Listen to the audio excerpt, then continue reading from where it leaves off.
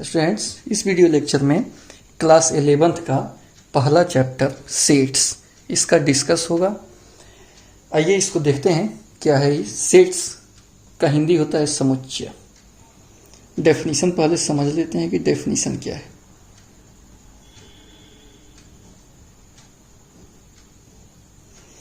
Definition हो गया कि अ सेट इज ए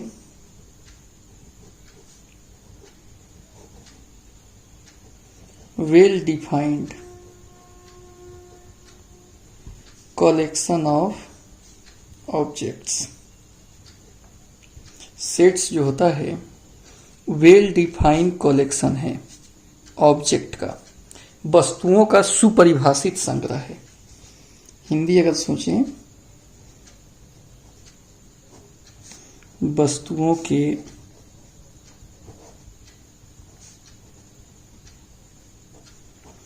सुपरिभाषित संग्रह को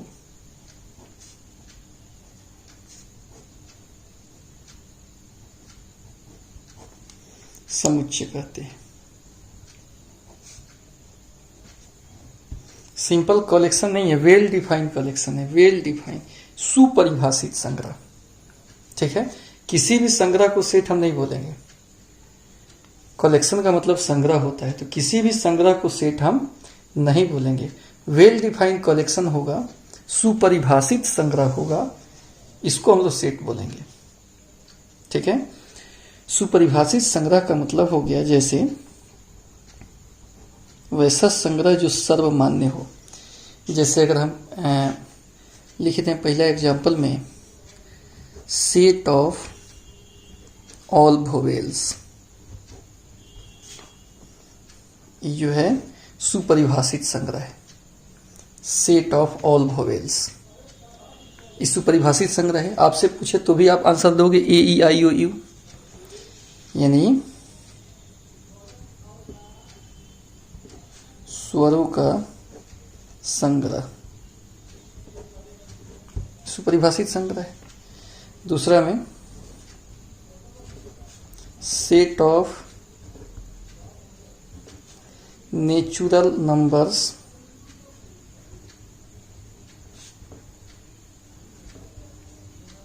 लेस देन 5, 5 से छोटा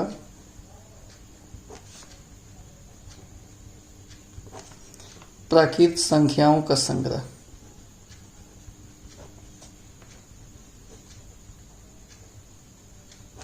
ठीक है, ये भी वेल डिफाइंड है।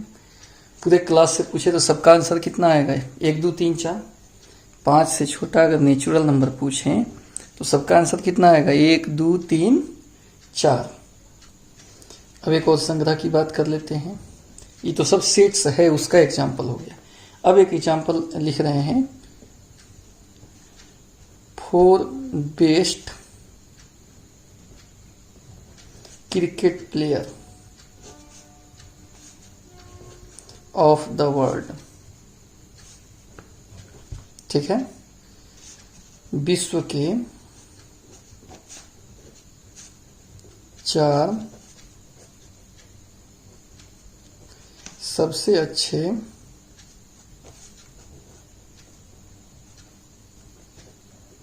खिलाड़ी का संग्रह। अगर ये पूछे कि ये सेट है कि नहीं, तो ये सेट नहीं है, क्योंकि 4 को बढ़िया खिलाड़ी आपके नज़र में कोई दूसरा होगा, दूसरे के नज़र में कोई दूसरा होगा।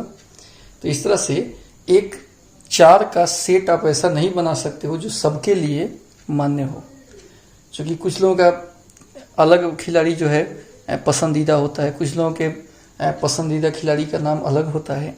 तो ये वेल डिफाइंड कलेक्शन नहीं है। ये सब वेल डिफाइंड कलेक्शन, इसमें सबका आंसर सेम आएगा, लेकिन इसमें आंसर बदल जाएगा। अपने ही क्लासरूम में हम कहेंगे चलिए बताइए 4 बेस्ट क्रिकेट प्लेयर कौन कौन है, लिख कर कॉपी पे बताइए, तो आंसर सबका मिलाएंगे तो अलग अलग होगा आंसर।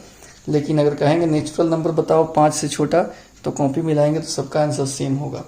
तो जो सेम होगा उस परिभाषित संग्रह है, और इसको हम लोग सेट बोलेंगे। जिसमें सेम नहीं होगा वो मतलब सुपरिभाषित संग्रह नहीं है और ये सेट नहीं है।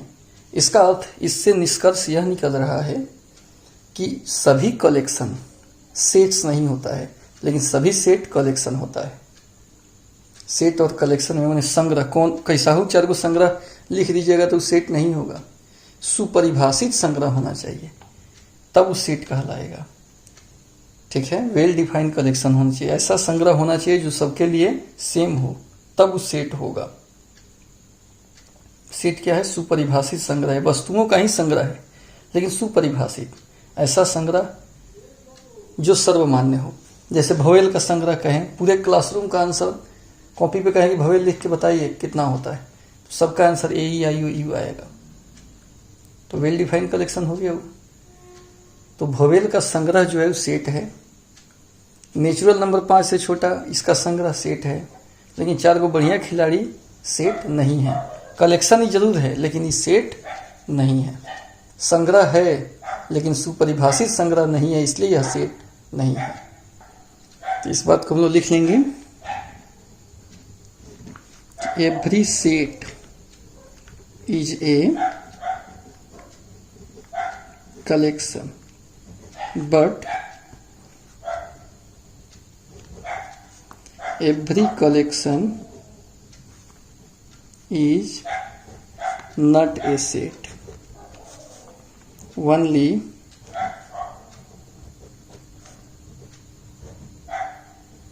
well-defined collection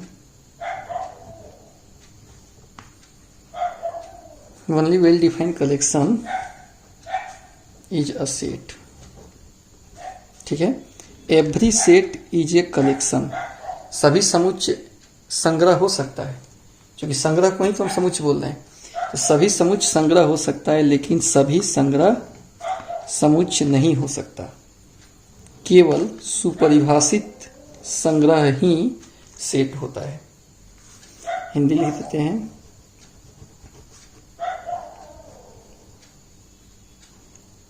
सभी समुच्चय, ऐसा है, सभी समुच्चय संग्रह होता है किंतु सभी संग्रह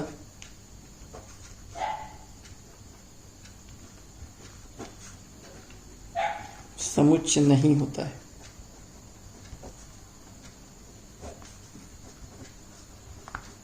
केवल सुपरिभाषित संग्रह ही समुच्चय होता है।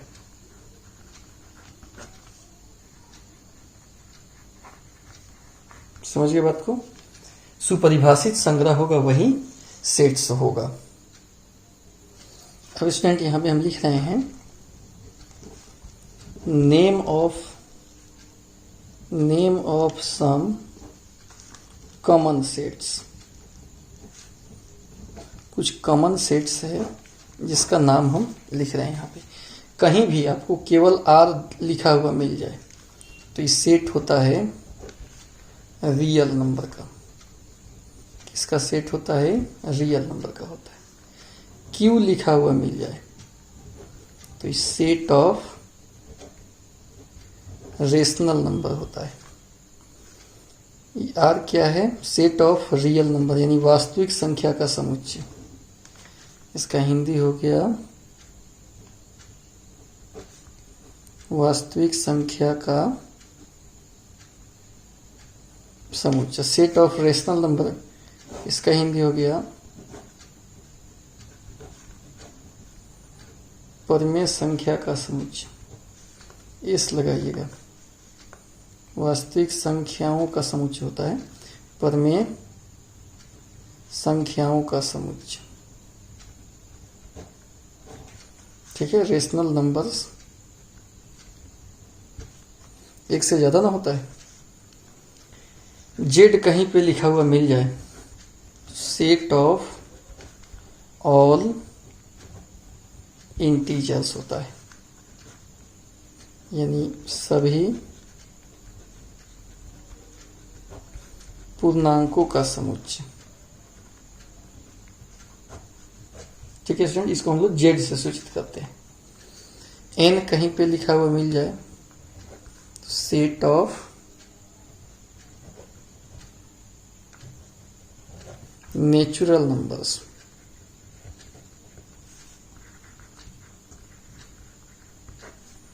यानी प्राकृत संख्याओं का समुच्चय। आर प्लस लिखा हुआ मिल जाए, इसका मतलब होता है set of all positive real numbers. सभी धनात्मक वास्तविक संख्याओं का समुच्चय। और कहीं पे अगर z प्लस लिखा हुआ है, सेट ऑफ पॉजिटिव इंटीजर्स।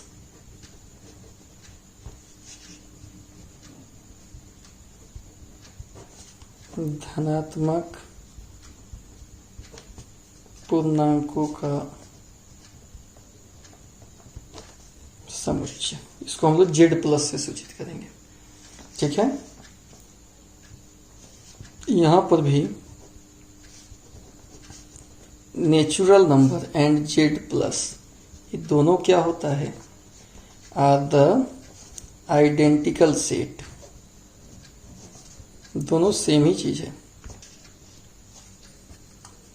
ठीक है, नेचुरल नंबर कहेंगे ये भी 1 2 3 4 होगा, पॉजिटिव इंटीजर कहेंगे ये भी आपका 1 2 3 4 5 होगा। ठीक है, इसलिए कि 0 को पॉजिटिव नहीं माना जाता है। यहाँ एक और नोट में लिख देते हैं, 0 जो होता है वो non negative, non positive integers होता है। शून्य धनात्मक और ऋणात्मक दोनों नहीं, केवल इंटीजर होता है। जिसे अगर कहें कि 0 इज पॉजिटिव इंटीजर,